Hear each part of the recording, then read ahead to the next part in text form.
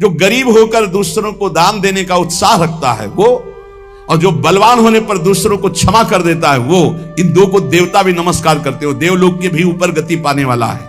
और इन दो को जो धनी होने पर, धन होने पर भी साधु सेवा, गौ सेवा, भक्त सेवा या समाज सेवा में ना देकर वो उड़ाता है नाना प्रकार के काम भोग, विषय भोग, मनोरंजन में। ऐसा नहीं कि प्रकृति का धन तुम्हें मिला तुम उसके स्वामी हो, जो चाहो कर लो। तुम सिर्फ मुनीम हो, स्वामी तो भगवान है। हिसाब से चलो, नहीं सब छीन लिया जाएगा। जो धनी होने पर मदांध होकर गलत जगह धन खर्चा करता है, मैं इसका स्वामी हूं, और सही ढंग से उसका खर्चा नहीं, सो धन धन्य प्रथम गति जाकी। अरे कितने ऐसे बीमार लोग हैं जिनके पास अर्थव्यवस्था नहीं, कितने भूखे लोग ऐसे हैं जिनके पास भोजन व्यवस्था, हम कह रहे हैं बहुत वास रहित लोग हैं जिनकी वास व्यवस्था नहीं। तुम्हारे पास धन बड़ा है, अरे कितने कितने करोड़ ऐसे मनोरंजन में, पूरे भारत में एक एक कुटिया बना दो, एक एक गांव में तो एक एक परिवार तो रह जाएगा। धन का सदुपयोग है दूसरों के सुख में लगाना, अपने मनोरंजन में लगाना नहीं। अपनी आन बान शान किसमें है? भगवान प्रसन्न हो जाए, इसमें नहीं है कि संसार जान जाए कि हमने इसके लिए इतना पैसा खर्चा किया। दुर्गति होती है। धन अगर वो धर्म विरुद्ध आचरणों में जा रहा तो तुम स्वामी के द्वारा दिए हुए धन का अपमान करो। तुम स्वामी नहीं हो, लक्ष्मीपति नारायण है, तुम थोड़ी हो, तुम तो मुनीम हो। तुम्हें केवल पुण्य बल से उतना अधिकार मिला है, छीन लिया जाएगा, देख लेना। इसी जन्म में दोनों क्रियाएं देखी गई। मदोन्मत्त हो जाने से श्री वैभव अंतर ध्यान हो जाता, खत्म खेल, पूरा जीवन जेल में काटो। और जो दरिद्र होने पर कष्ट सहकर भगवान नाम जप करके अपना काम नहीं बना लेता है, भोगों के लिए ललचाता हुआ दूसरों की चाटुकारिता करता है, दोनों मरे हुए पुरुष हैं, मरे हुए। जिन हरि भगत हृदय नहीं आनी, जीवित सब समानते प्राणी। हरणम च परश्वानाम परदाराभिमर्शनम सुहृदश्च परित्यागस्त्रयो दोषा छयावहा। महान धर्मावतार भगवान की परम प्रेमी विदुर जी, ये जो दूसरे को फुसला कर या जबरदस्ती या किसी भी प्रभाव से दूसरे की संपत्ति का अपहरण करते हैं, या मित्र की पत्नी या व्यवहार बनाकर या प्रलोभन करके दूसरे की स्त्री के साथ सहवास करते हैं, और जो अपने मित्र के साथ दगाबाजी, धोखाबाजी, सुहृदों का परित्याग करते हैं, इनको निश्चित दुर्गति प्राप्त होती है। ध्यान से सुन लो, यही निर्णय करने वाले हैं। धर्मराज का सीधा अवतार विदुर जी हैं और धर्म का अंशावतार युधिष्ठिर जी हैं। सीधा धर्मराज ही आए हैं विदुर जी के रूप में। वही कह रहे हरणम च परश्वानाम परदाराभिमर्शनम, में बहुत बड़ा पाप है। अपनी भागवतिक पद्धति से स्वीकार की हुई अर्धांगिनी के सिवा किसी माता बहन की, वो तुम्हारी दुर्गति कर देगा, या अपने पति के सिवा किसी और, वो तुम्हारी दुर्गति कर देगा। परदाराभिमर्शनम, आयु क्षीण हो जाती है, श्री क्षीण हो जाती है। आपको लगता है, कहते हैं कुछ लोग ऐसा कहते हैं कि आप जो जो वर्णन करते हो सब उसमें बड़े मौज से है। तुमको बताया है आखिरी इच्छा पूर्ति की जाती है मरने वाले की। इनकी आखिरी इच्छा है तुम अजर अमर तो हो नहीं तो देख लेना इनकी क्या गति होगी। भैया 2-4 बार डकैती से सफल हो गया तो लाखों रुपया उड़ा रहा, तुम कह रहे हो बड़े मौज में, और जिस दिन पकड़ा जाएगा ना और फिर जब दंड उसको मिलेगा तब आप देखने नहीं जाओगे कि उसको क्या क्या दंड मिलता है। ऐसे ही जब यमपुरी में जीव जाता है यहां से कर्म करके, तो शास्त्रों में पढ़ो, तुम्हें शास्त्रों तक पहुंच नहीं और विश्वास नहीं तो तुम मानते नहीं हो कि नरक है। जो दूसरे का धन अपहरण करता है, दूसरे की स्त्री का संसर्ग करता है, मित्र बना करके, व्यवहार बना करके पराई स्त्री के साथ सहवास करता है या पराय पुरुष से सहवास करता है, जो अपने सुहृद मित्र को धोखा देता है, परित्याग करता है, ये सब नरक जाने वाले पाप हैं। भक्तम च भजमानम च तवास्मीति च वादिनम त्रिनेतात शरणम प्राप्तान विस्मेपि न संत्यजे। जो तुम्हारा भक्त हो, तुम्हारी सेवा में रहा हो और एक बार हृदय से कह दिया कि मैं आपकी शरण में हूं, ऐसे 3 प्रकार के मनुष्यों के संकट आने पर पूर्ण रूप से सहयोग करना चाहिए। गृहस्थ में अपने कुटुंब में जो सबसे बूढ़ा हो उसको सबसे पहले भोजन देना चाहिए, धर्म का आदेश है। यहां बहू और लड़का कॉफी और समोसा और चाय छान रहे और बूढ़े टुकुर टुकुर हेर रहे हैं, अगर कुछ कहें भी तो डांट देंगे, तुम्हें घर में तो रहना है, बना लेना चाहे पी लेना, हमें ऑफिस जाना है। और ज्यादा बात किए तो 2-4 थप्पड़ मार दिए मां के, पिता के। कुटुंब में सबसे पहले भोजन का अधिकार किनको है? गरम गरम भोजन बना के पहले वयोवृद्ध, फिर दूसरा अधिकार बच्चे, फिर तीसरा अधिकार अपने जो आए हुए जन हैं, जो घर के जन हैं। बनाने वाला सबसे बात के, ये नहीं कि बनाने वाला पहले चक छान के फिर जो मनाया सो परोस दिया। ये वो रसोई में कभी कमी नहीं हो सकती जो ऐसी रसोई होगी। एक अन्नपूर्णा जी का कृपा प्रसाद होता है उस रसोई में। रसोई में कभी भोजन पाया ना जाए, रसोई कभी जूठी ना हो, बाहरी कोई रसोई देख ना पावे, रसोई पर्दे में रहे और पवाते रहो आप। देखो अन्नपूर्णा कैसे आप पर कृपा करती है। लेकिन यहाँ तो ऐसे दलित दुराए की हद है, हद है। वो उतार के रखा, धुआं निकला, मुंह में डाल के खा रहे हैं, वही खा रहे हैं परोसा। ना भगवान से मतलब, ना भगत से मतलब है, ना बूढ़ों से मतलब है, ना। ऐसी दरिद्रता छाई हुई है रसेंद्री जनेंद्री की, पूछो मत। ध्यान से सुने, इसीलिए महापुरुषों के वचन सुना रहे। आज से जो सुन रहे हैं, भोजन में सबसे पहला अधिकार रसोई में वयोवृद्ध का है। हम कह रहे ठाकुर जी को भोग लगा दिखा के उनको पवाओ, पहले बच्चों को पवाओ, जो और अपने जन उनको। रसोई करता वो सबसे बात के, जो घर का स्वामी बनने का अधिकार रखते हैं, उनको सबसे बात के पाना चाहिए, पहले सबको पवा देना। मुखिया मुख सो चाहिए, खान पान सो एक भी ऐसा कोई भोजन का पदार्थ ना हो जो किसी को ना दिया गया हो। छुपाव नहीं होना चाहिए। रसोई में जो बने सबको, पंगत में जो परोसा जाए सबको, नहीं परोसा ही ना जाए। ध्यान रखना, नहीं इससे अपराध लगता है। 20 को कुछ और, 30 को कुछ और, 50 को कुछ और, ऐसा एक। मुखिया मुख सो चाहिए, खान पान सो एक। घर में जो चीज बनाओ वो सबको बराबर दो। ऐसा नहीं होना चाहिए कि आप अपने लिए कुछ अलग, उनके लिए कुछ अलग। जब अपनी मोह वृत्ति होती है, सत्संग का ज्ञान नहीं होता तो अलग अलग होता है, बहुत विचित्र होता है, बड़ा अपराध बनता है। दूसरा,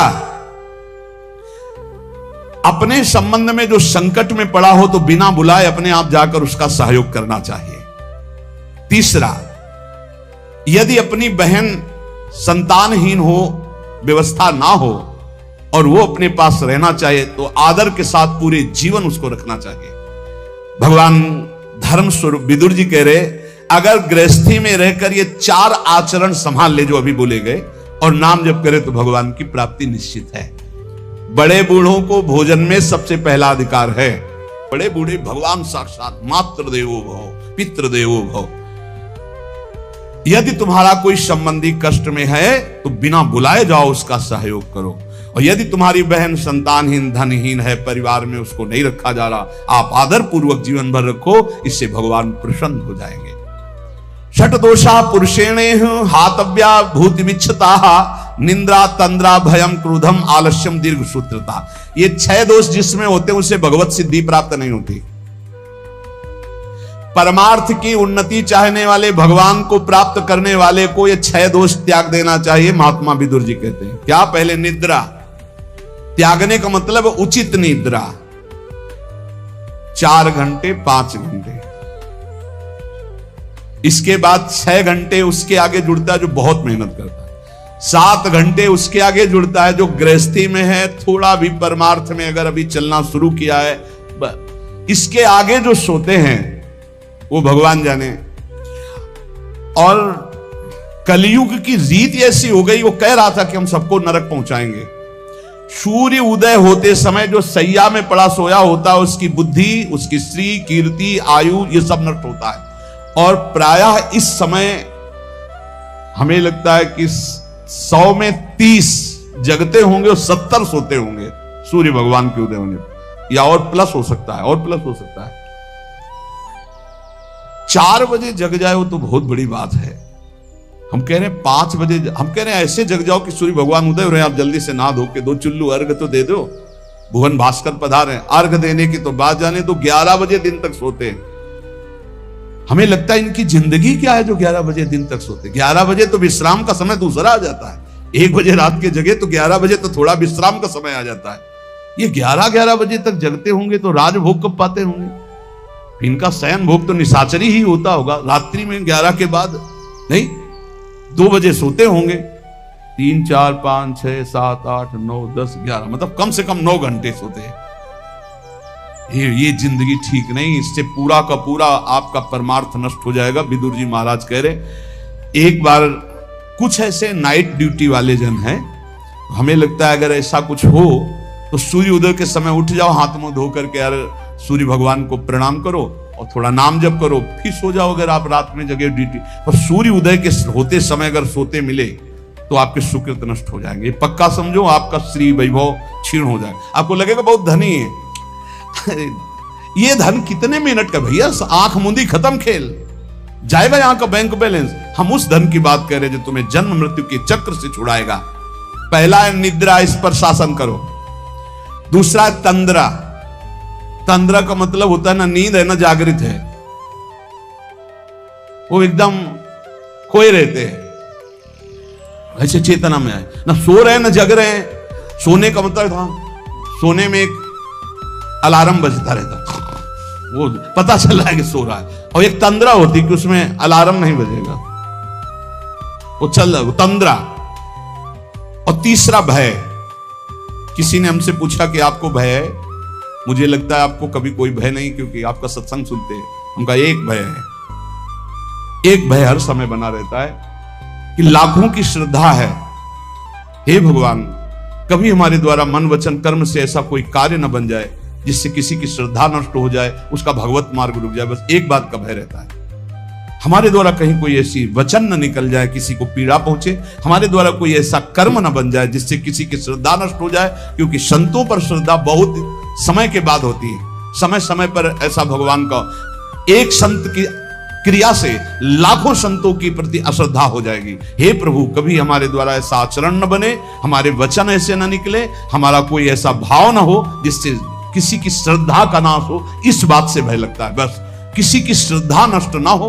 हमारी गति दुर्गति को उसे कोई फर्क नहीं, सामने वाले की गति ना बिगड़े, उसका भाव मंगल मन रहे, हमारे अंदर कोई ऐसी वार्ता ना आ जाए, कोई ऐसा दोष ना आ जाए जिससे किसी को भाव बिगड़ जाए। बस एक भय रहता है, और ये भय भजन बढ़ाने में काम आता है। यही डर ही डरप हरिवंश हित, जिनो भ्रमय गुण सलिल पर, जी नामन मंगल लोक त्यू सुहरिपद भज न विलंब कर। इस डर से डरते रहना चाहिए कि कहीं हमें माया की त्रिगुणात्मिका वृत्ति फिसला न दे। इसलिए हर समय जिनका नाम तीनों लोकों का मंगल करने वाला है, उन हरि का जप करते रहना चाहिए, राधा राधा हरि हरि। और भय, ये अन्य भय भगवान की प्राप्ति में बाधा पहुंचा देगा। निद्रा, तंद्रा और भय और क्रोध, ये तो निश्चित समझो, अनुभव की भी बात कह रहे हैं, महीनों के भजन को शांत कर देता है। जो भजन का तेज उत्पन्न होकर ज्ञान प्रकाशित करता है उसी को बैठाल देता है। क्रोध नहीं आना चाहिए, गुस्सा नहीं आनी चाहिए। और आलस्य, ये आलस्य भजन मार्ग में बहुत ही घातक है। अरे कल कर लेंगे, 11 माला तो कहा है, आज 5 कर लिया है, कल 11 और 6 कर लेंगे, और कल ही आलस्य दिखाएगा, परसों कल धीरे धीरे खत्म नियम। दीर्घ सूत्रता, हर कार्य को आगे टालते रहना। निद्रा, तंद्रा, भय, क्रोध, आलस्य, दीर्घ सूत्रता, ये 6 दोष भगवत प्राप्ति नहीं होने देते, इसलिए इनका त्याग करें। जो अपने सुख में प्रसन्न नहीं होता, दूसरे के दुख में हर्षित नहीं होता, जो दान देने के बाद कभी किसी से बोलता भी नहीं है कि मैंने इतना अमुक को दिया, बिल्कुल शांत, कोई जानता ही नहीं कि दिया, वह भगवत मार्ग में आगे बढ़ता चला जाएगा। चाहे जैसा सम्मान, प्रियता, सुख, अनुकूलता, बिल्कुल गंभीर। दूसरे का दुख देखकर दुखी होना, ना कि हर्षित होना। और अपना जो दान है वो कोई जान न पावे कि हमने दिया है। ऐसे 3 प्रधान आचरण ये हैं जो भगवत मार्ग में आगे बढ़ाते हैं। एक भक्त थे, एक दिन वो कह रहे थे कि हमारे हृदय में एक प्रबल लालसा जागृत हुई, जैसे छत्रपति वीर शिवाजी ने अपने गुरुदेव को सब कुछ दान कर दिया।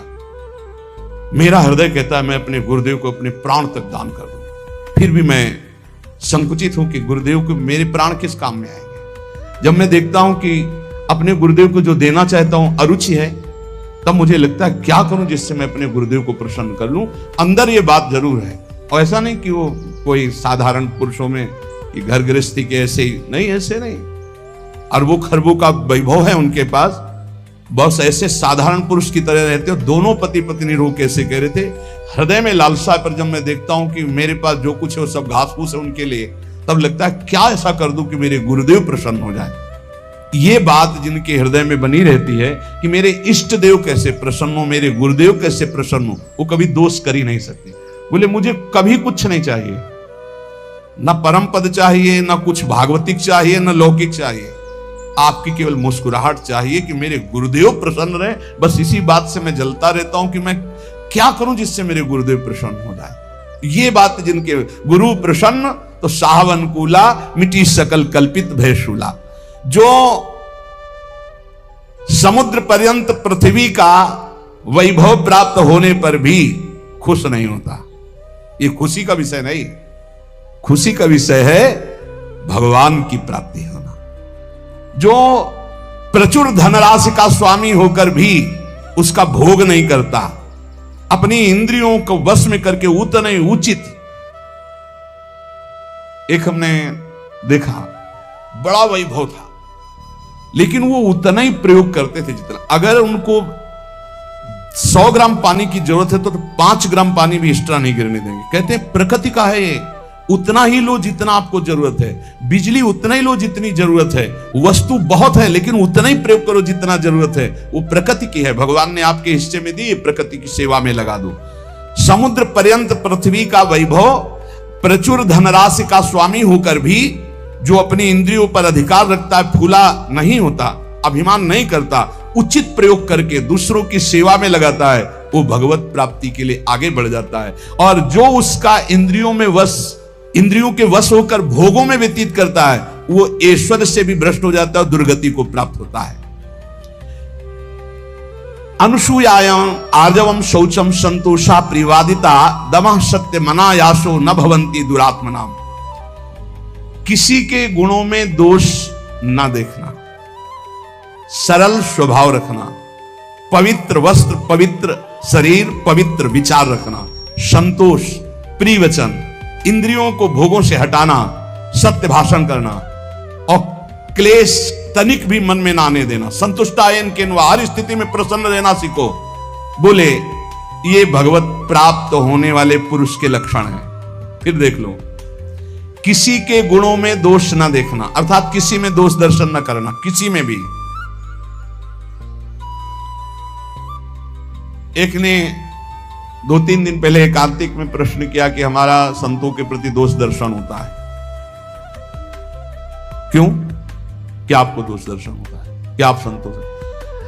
पता नहीं, ऐसे ही मन हमारा नहीं, तुमका तुम्हारा मन पापी है इसलिए दोष दर्शन करता है, पाप है तुम्हारे अंदर इसलिए दर्शन होता है। अगर पवित्र हो जाए, अभी चश्मा ठीक हो तो देखो आप। बोले कई बार जैसे सत्संग सुनते हैं, सब बातें सुनते हैं तो विश्वास नहीं होता, तो अशुभ कर्म करने वाले को विश्वास होगा, पापात्मा को विश्वास होगा। पापवंत कर श्रेष्ठ स्वभाव भजन मूर्ति भाव न काओ। अशुद्ध आचरण करोगे, दूसरों पर दोषारोपण करोगे। अभी अपना चश्मा ठीक कर देख, भगवान के सिवा कोई नहीं है, सच्चिदानंद प्रभु के। बोले मन मेरे वश में नहीं। हमका नहीं, उसको डांटिए। बोले नहीं है वश में, तो हमका आप अपनी बेटी की तरफ गंदी दृष्टि से देख सकते हो? बोले नहीं। हमका बहन की तरफ? बोले नहीं। तो गुरु की तरफ कैसे देख सकते हो? केवल बकवास। ऐसा तुम्हारा मन है? अगर ऐसा मन है कि जो तो फिर ऐसा भी कर सकता है, नहीं तो फिर ऐसा कैसे कर सकता है? शासन में एक तरफ छूट दे दो, एक तरफ उसको नहीं, ऐसा नहीं। मन पर शासन बुद्धि का हो और बुद्धि पर शासन शास्त्र और सदगुरुदेव का हो, तब चलता है। किसी के भी गुणों में तुम्हें दोष देखने का अधिकार नहीं। तुम अपने दोष देखो। बुरा जो देखन मैं चला, बुरा ने मिलिया कोई, जो दिल खोजू आपनो तो हम सब बुरा न हो। पक्की बात है, ईमानदारी से। अगर बुराई देखने चलो तो अपने हृदय रूपी महल में घुस के देखो, तो अभी पता चल जाएगा। अनुसूया, किसी के गुणों में दोष देखना है सबसे बड़ा छिद्रान्वेषण, सबसे बड़ा भगजन मार्ग में बाधक भाव है। कभी इसको अंदर मत आने देना। आ जाए तो तत्काल प्रभु से प्रार्थना करना। सरल स्वभाव रखो, पवित्र वस्त्र रखो, पवित्र शरीर रखो, पवित्र विचार रखो, संतोष भाव रखो, प्रिय वचन बोलो, इंद्रियों को खुला मत छोड़ो, सत्य भाषण, क्लेश सहो, जितने भी दुख आवे आनंद पूर्वक सहो। तो बोले ऐसे लक्षण भगवत प्राप्त महापुरुषों में। अब वो भगवत प्राप्ति करने वाला है या भगवत प्राप्त होने ही जा रहा है, जिसके अंदर ये लक्षण आ जाते हैं और भजन परायण रहता है। हिंसाम बलम साधु नाम राज्ञाम दंड विवर्ध बलम शुशुषातु बलम स्त्रीणाम क्षमा गुणवताम बलम। दुष्ट पुरुष कटुक वचन और मारपीट करके अपना बल दिखाता है, लेकिन जो साधु पुरुष होता है वो मुस्कुराकर सहकर अपने बल का दर्शन कराता है। बलवान कौन? जो दूसरों के द्वारा कटु वचन विपरीत व्यवहार करने पर भी मुस्कुरा के चला जाता है, वही गुणवान है, वही बलवान है, वही क्षमावान है।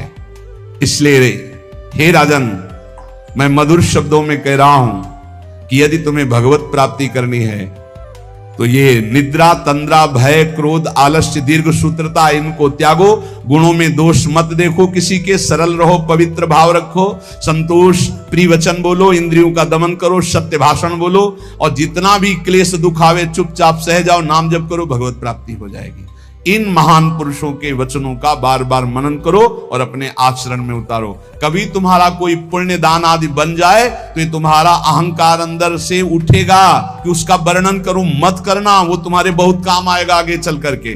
कभी किसी को पानी पिला दिया हो, कभी किसी को भोजन पवा दिया हो, कभी कोई दान पुण्य कर दिया हो, मौन रहना, पूछने पर भी मत बताना।